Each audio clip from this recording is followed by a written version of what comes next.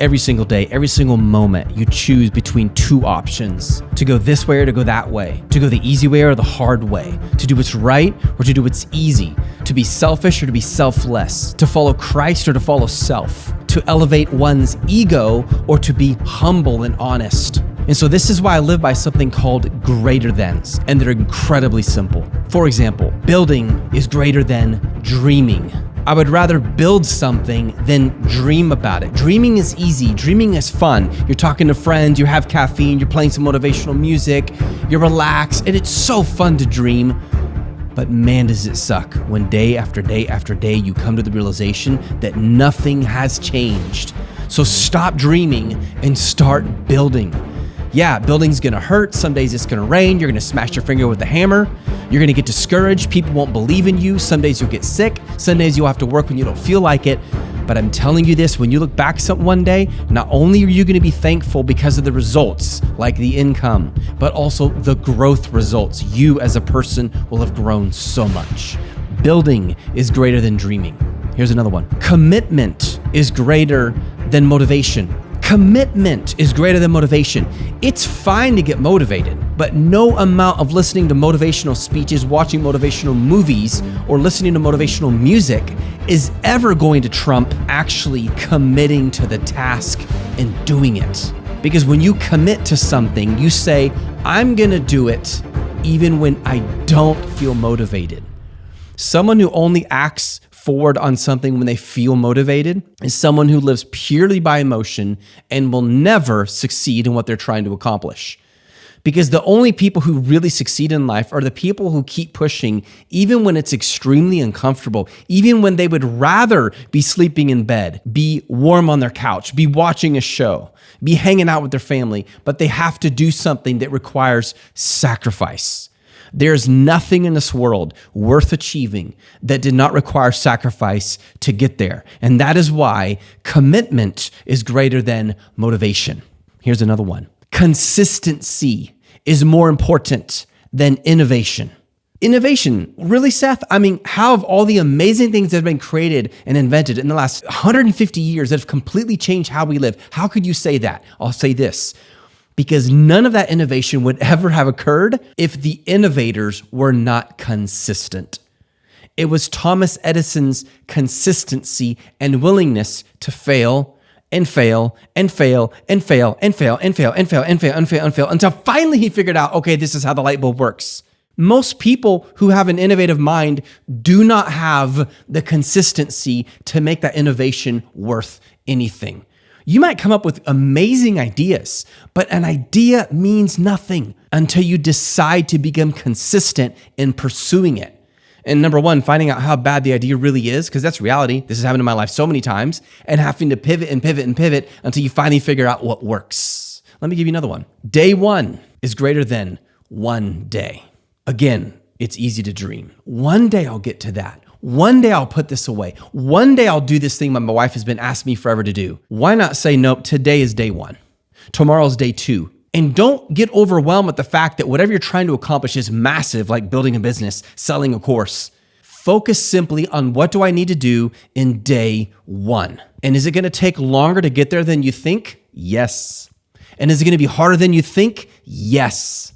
And are you going to suffer along the way? Yes. And will people misunderstand you along the way? Yes. And God will use every single one of those yeses to grow you on the inside so that you are leaning on the cross and not on your strength. You know, it's amazing to me. So much motivation that's in the world today is true, but the end goal and the foundation of it is based on a lie. This whole idea of believing in yourself. No, I believe in the one who created me because I'm not perfect. The idea of follow your heart. No, I must guard my heart because from it flow the springs of life. I trust in Jesus, not man. I trust in Jesus because he's the only one who will never let me down. Day one is greater than one day. Here's another one for you. Doing right is greater than following impulse. It's easy to follow impulse, and it is often hard to do the right thing.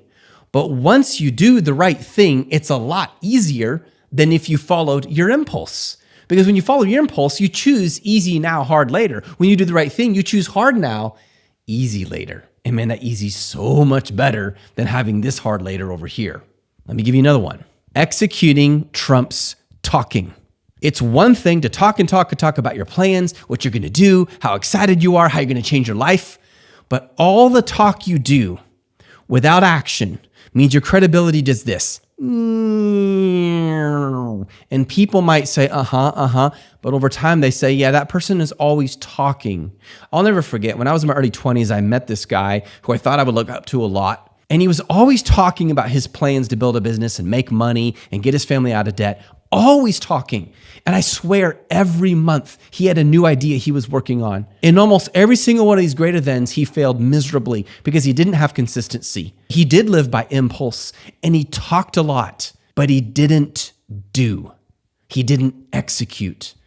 This is why if and when you hire someone to work for you or work with you, don't look for someone who's good at checking off tasks. Look for someone who believes in getting things done. So instead of saying, oh, I did the task, I did what you asked. No. I got the goal you wanted, which means it might have required 3 times more of the task to get there, but their mindset is the end goal. Those kind of people you want to keep, you want to work with. Let me give you another one. Faith is greater than feeling. If you and I live by feeling, and I don't care how much of a thinker you consider yourself, if you are human, you're an emotional creature, and you probably make a lot more emotional decisions than you realize. But if you choose faith in what God has promised and trusting Him, even though your feelings are screaming the opposite direction, you become a man of character. You become a man of strength. And you will be so much of a happier person, because people who live by feeling are some of the most miserable people in the world, because they just follow their feelings, which means their life is literally yanked around by this iron chain, and their feelings control them. And the more they control them, it creates more negative feelings, which means they make worse and worse decisions and their life spirals downwards. Let me give you another one. Giving is greater than receiving. Jesus himself personified this so amazingly. He did not just give time and help people without expecting anything in return. He literally gave his life. Now, some people use this as an argument against capitalism. Oh, well, you should just give. Well, try that, okay? Just try living in a world where no one charges for anything. The economy would fall flat. Everyone would be broke, and we would all be living on the street and probably hunting animals and roaches to live. Like, it would be miserable. So this is not an attack against capitalism, nor do I believe Jesus ever did that. He's talking about how you treat people. He's saying in your mind, I don't care if it's your customer or your wife or your kid or the dentist. You're always thinking this way. How can I give to them? How can I serve them today?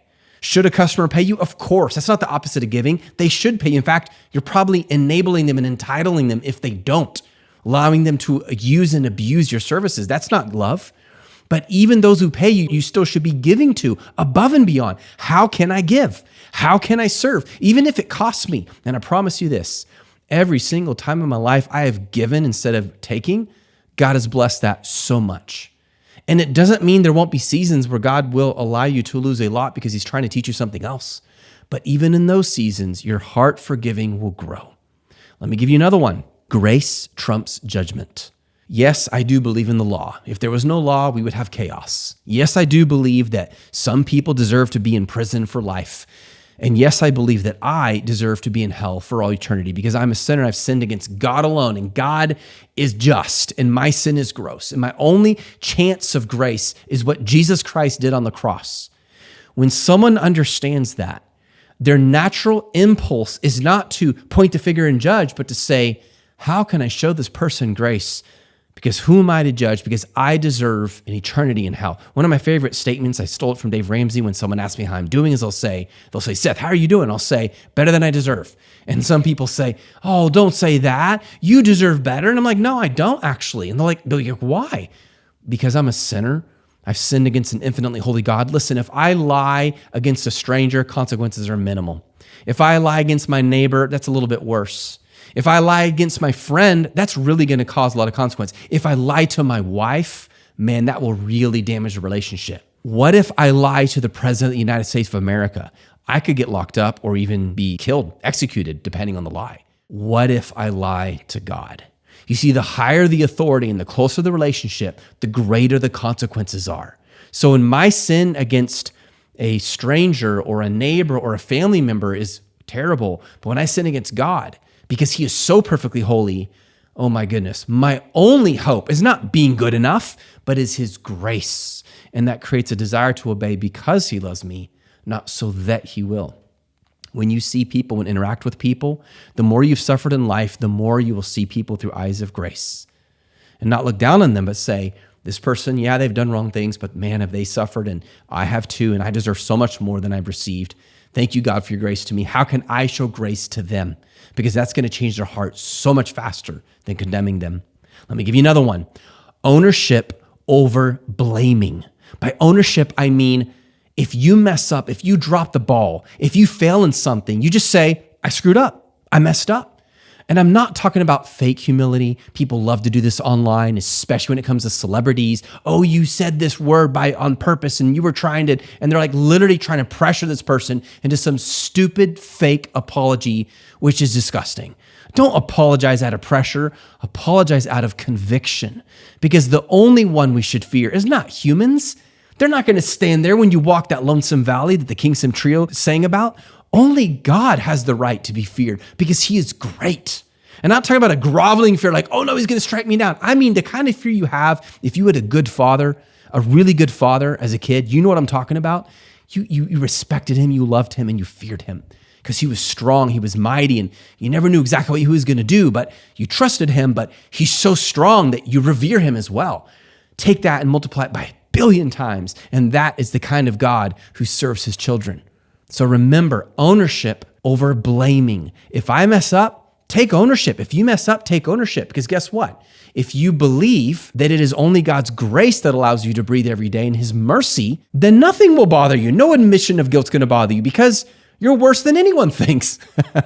And God knows that, and he still loves you. That's an amazing place to be. I got one more for you. Jesus is greater than ego.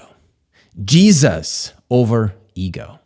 An incredible amount of social media encourages you and me to promote ourselves in an egotistical way, to put ourselves first, the exact opposite what Jesus did and what he taught, to believe in ourselves, the exact opposite of what Solomon said, no, put your trust in God because even we can't totally be trusted. That concept is really hard for people to understand, and me as well. I'm not judging here because we are so caught up in who we are. We have to literally see ourselves objectively. But here's the amazing part. Jesus surrendered his ego. He surrendered himself. He went from God in heaven with the Father and the Spirit in perfect community and came all the way down to earth to our level. He pitched his tent among man. He suffered. He got sick. He stubbed his toe. He never got in trouble, but he still suffered the consequences of sin all around him. And then he went even further. He went to hell on our behalf. Talk about the example of no ego and complete love. Listen, when you have truly surrendered to Christ and let him be the king of your life, what flows out is genuine love, strong love, even tough love for other people, and no longer a need to look a certain way. In fact, you're willing to look like an absolute idiot for a long time while you build your business, while you mess up, and keep asking for help because you don't care what people think. You care what Jesus thinks. And so you're willing to climb through the shit if you have to get where you need to be. And God will honor that. If you are faithful with little, God will bless you with much. I hope this encourages you a lot today.